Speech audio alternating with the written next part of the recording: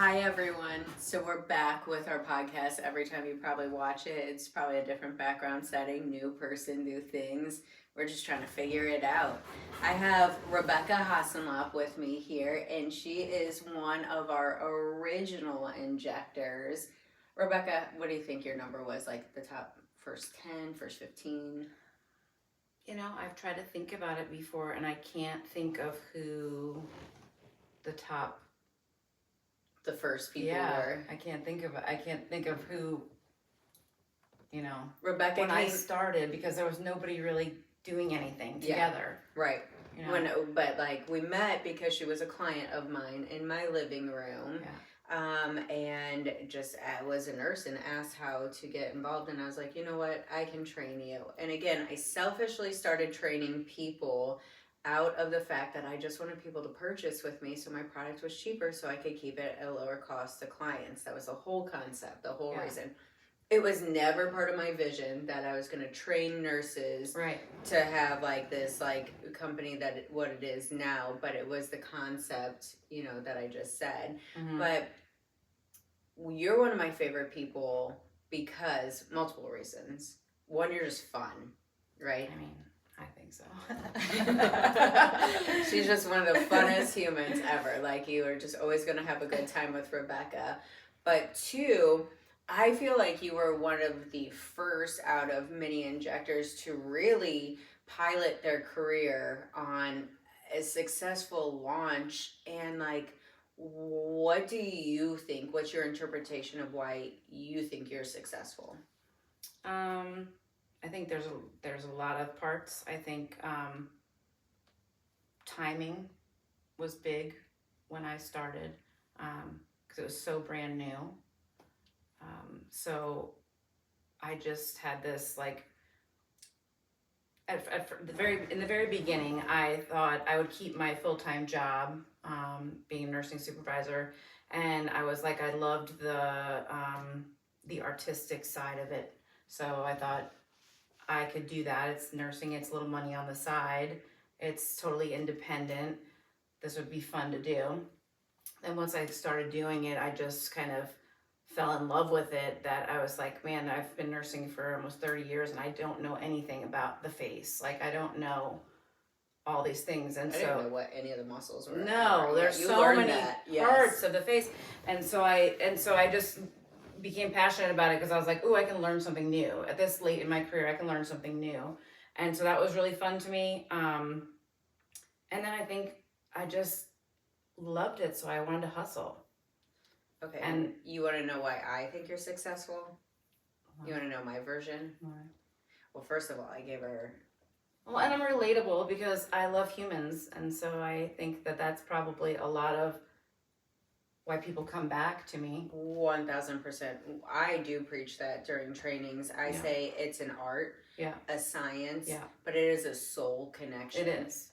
To be successful in today's aesthetic industry, this is a relationship building business. This isn't a one-time come see me thing. And one of my friends told me today, she was like, oh, you should launch and do a pop-up clinic at Lifetime or something. And I was like, oh my gosh, never. I go, because I don't have the schedule to have the follow through and follow up. And I go, and people aren't going to come to an injector because there's a pop-up event, maybe for Botox or something like that. But they want to know that they can see you long-term and have this relationship. Yes. That's not still why I think you're one of the best. Want to know why I think you're one of the best? Why? Because I think you dove down and just learned the industry and studied the ins and outs more than almost any of the other injectors I've ever discovered. You literally you became passionate and obsessed. And I think for people to be great at things, you almost have to be obsessed over it. And I think you did that. I think you did your work. I think that's just because I just really loved it. And I thought I can't love it and not try to be the best at it. And I think that's because it's people's faces. And it is really an art. I mean, really, I say it like it's an art, but it's more than it's your representation. These faces, these people are walking around, and you want them to just be the best version of them. You don't want your work to even show. You know, you just want, I don't know. Yeah. Don't you feel like you're just empowering people and like setting them off better, yeah, like more confident? Like I just have these I watch these people through years of how they even change as they become more confident with themselves. Just in these, that's why that's why I kind of switched my career. You're leveling people up. I just did it one time, and you did it one time to me, and I thought, that just made me feel good. I was like, that was something I could do for myself, and I hadn't been doing anything for myself for so many years. Yeah, because nurses are the last people to take care of themselves. Yeah, first of all. like we're just such like providers for others and caregivers and caretakers that like we're the last people to like. We never need help for anything. Kind of like nurses are just warriors. I don't know. I cry a lot. You do? I'm a crybaby. Yeah. Oh I'm just an emo person. I could cry. I'm just an emotional person. Are you? Yeah, super emotional. Huh. Yeah. I'm super emotional. Oh, like that's good like because they were saying that Botox made people unemotional. So now we just clarified that and got that out of the way. It's 100% false. Maybe it's maybe I need more of it. I do think though, like you have a couple services that do stand apart from other injectors. Mm-hmm. You're the master of PDO threads. That's not, something that a lot of other injectors don't do. And then like again, like your filler work is just impeccable. And I feel like so many people are scared of filler in general, which I get it's scary. Many. And you should have the proper amount of training to be able to do fillers, right? To me, like anybody can do toxin. Like it's like see one, do one, and then you practice and learn, and still to perfect that still takes a lot of time. And you almost have to be a little bit of a risk taker though too, and an 100%. Innovator. And you're just a creator, like you're a creative person in general. So you're the person that's like, oh, I'll learn it, but I'm going to now try it my way. Well, 100%. And I try all the treatments that we do. All the things that we do. I know. You walk in and I see needles in your face. Yeah, I do them on myself. I do them on my colleagues, and I see that they work. You know, I see that these things work, and so that's another reason I'm passionate about them. There's a lot of services that I don't do because I don't. Name one that like you're just like meh. Well, I don't want to bash anyone else's things because I tell people when I tell my clients, they say, what's your opinion on blah blah blah, you know, whatever the laser is or the skin tightening or the cool whatever peeling is, and I say all the things are great. They all are. Look at all the layers of a cake and all the things that's involved in that, and our face is so complex and it has so many layers, volume and collagen and all these things, so all the things are great, right? You have to do all of them. But everybody's got a favorite. But everyone's got a not favorite. And I say, what's your goal? You know, what's your goal? What's your budget? Yeah. I say, do you have... I said to a client today, she said, how much lift do you think this brow lift is going to give me? And I said, well, it's going to cost you $72. Not that much. Right. For $72. I was like, your brows are great. Oh, okay. You know, and I said, I don't know. I just like people to spend their money wisely. Same. There's so many things that they're just throwing this money into, and I'm just like, oh. Don't you feel like basics. They just hear the hype too? Yes, because they think it's going to be a one-time. Remember the lip flip hype? Like it's like we used to use that to treat like obviously static lip lines from like smokers lines, straws, and then some girl must have got a lip flip, revealed their lip more, and then it was like, oh, this is the next greatest thing. It was, or the jawline slimming. It's like all these. You remember every lip flip counts. Every lip flip counts because you are able to build a relationship and lead them to more. That's what I always used to say. But yes, lip flips went crazy. But TikTok also has made our industry go crazy. But I kind of love it because so many people come in that I don't have to educate them on something that, I mean, they come in and they think that literally if it's on TikTok, it must be right. I think that too. And so I'm like... If I see it on Instagram, because I don't even have Instagram, it's not real. Fake book, you know, right, but TikTok legit. It's real stuff. Yeah. But that brings me to talk about how I just think all of social media is fake anymore. And like in today's society, how do people know what is real and what is not real? This is my battle with social media. I cannot stand posting things on social media anymore. I pick apart my before and after photos. I take 100 photos of every client because I'll see them side by side and say, oh, the lighting is off a little bit. So it looks like I'm trying to deceive someone. And I drive myself crazy. Yeah. Because I'll be like, oh, I need to lighten this one up. Well, now it's like I edited it. Yeah. And I drive myself crazy. And I'm like, why am I putting so much time and energy into this? I know. I just want to say, right. Look at your friend. Did you like their face? I don't want to post. So that's what I always say. Like, people are controversial. Because there's so many fake things on there. Yes, new injectors are always like, oh, I'm going to get all these leads from social media. No, like there are nurses out there doing TikTok dances, and that doesn't make them a great injector. I do think you need social media to validate your work and just say like it's legit. Mm-hmm. But word of mouth, trusting somebody that a referral, like absolutely, every face matters. Those lip flips matter. Mm-hmm. 4 units, because if you made that one person happy, that one person has the potential to refer 10 people. Yeah.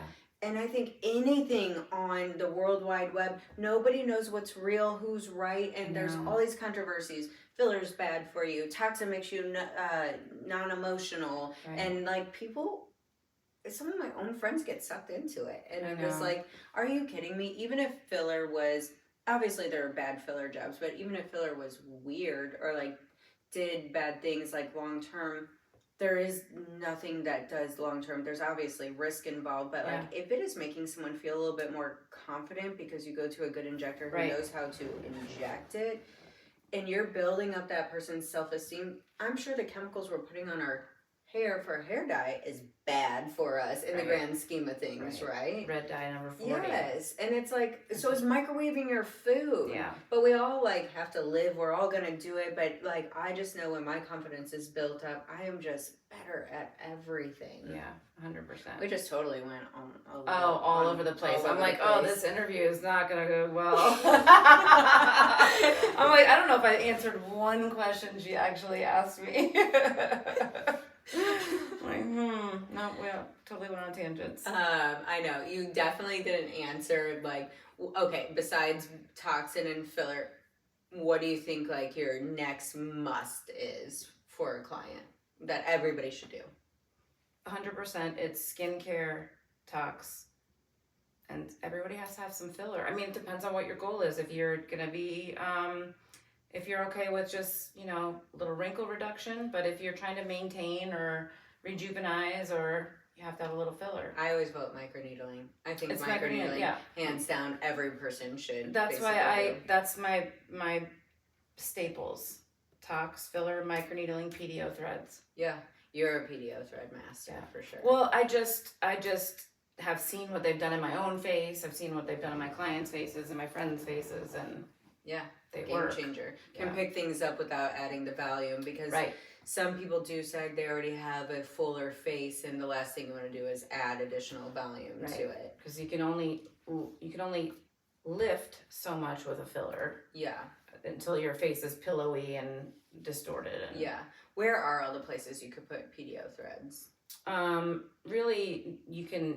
So there's several different kinds. There's lifting threads, and then there's a thread called a mono thread, which is just a smooth or a twisted thread that's just to stimulate collagen and kind of give a little bit of structure under the tissue. So those can go anywhere in the body that you want to stimulate collagen. People put them back here, on their chest, on their knees, but mostly face and neck. And then the lifting threads can go anywhere as well, but typically the face is the most popular. Jawline, nasolabial folds, lifting back the face like that. Awesome. And what's the average cost? I'd say typically around $1,000. Okay. Yeah. And they last about a year? Yeah, so the thread starts breaking down in around 9 months, and you usually get around a year to 18 months of lift, just because you have a stronger tissue that's left behind after the thread dissolves. So your body just creates a collagen matrix around each thread. So your tissue is healthier when the thread dissolves. So Science. I wanted to try it with the eyebrow lift, and then she's like, "You're not flying, are you?" And I was like, "I am." You're like, "You're gonna have the worst headache. You can't do it." Like, she no denied way. me, and then I was like, "I don't know about this." But the brow lift does give you a headache.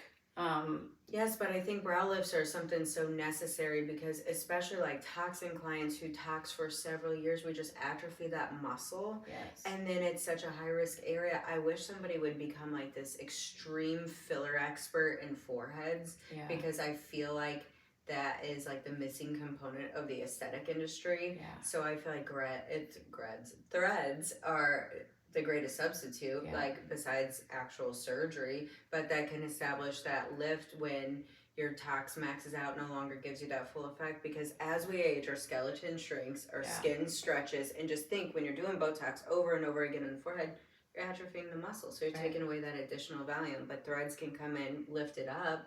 So I do a lot of the threads here in the glabella and the 11s as well, because it's a higher risk for filler, not wanting to add a volume there really, and if a muscle is going to be contracting all the time, even having a filler in there would eventually just push the filler out of that space. So putting those threads in there provides stability for the tissue, so it's not able to crease as much, and then the collagen fills in as well. So I've had really good results. Like every time someone comes in for their tox, it's not an overnight thing. Growing collagen didn't happen overnight. Right. Every 3 months when they come in for their tox, I put 5 threads right there as well. And I've had better luck with that than for people that have, just stubborn lines. Yeah, those static, usually tox, you can get rid of them in a year or so. Even if you have a stubborn line, usually you can get them pretty smooth. But sometimes there's just those stubborn ones that I always told people, if you have static lines remaining, right, they're already there without movement, tox is going to take 2 to 4 times before we even get them 90% improved. But sometimes you got to come in with some kind of resurfacing or something. So I love that threads are another option because I know so many clients that they're just kind of ingrained there for eternity. Right. So I love that as an option. So they're referred to as a solid filler. So it's kind of cool. Yeah. Yeah. So how could people start following you? What are your handles on Instagram, Facebook? Injectables by Rebecca on everything, I guess, Facebook and Instagram. And you're based in Cottleville, Missouri at like where we used to say headquarters. Now we're all over the place. Yeah. And then in Warrenton. Yeah. Right? So I have a spot in Warrenton. In Ultimate Salon, and then right here in Cottleville. Oh no, we're not in Cottleville. We're in St. Peters, aren't we? It's kind of like I know. It's kind of like the cutoff. Yes. Yeah. All right. Well, thank you so much for coming today and sharing your wealth of knowledge. Scatterbrained is the story of my life. I think that's just felt so well. Yeah, and then I just think that's like an artistic person is sometimes just scatterbrained. And nurses and adults being a mom. There's just so much to always do. See, we have so many ticks going for us. We're fine. It's just like, and this, and did I get the groceries today? Or what else? And like, what else is on our plate? It's a checklist. Aren't you tired at the end of the day? Yeah. I'm actually, today's, I have a long weekend now, 3 days. So I'm like, turning off. And I thought, oh my gosh, and then I was like, oh, I have to go talk with Jamie. Not have to, but you know what I'm saying. I was like, I wonder what she's going to do. I'm like, so I apologize for my scatterbrained brain. We caught her at the end of a work day. Yeah. So it's hard like, when you're already overstimulated and you're just like, try them. All right. Well, thank you for having me. Yes. Thanks.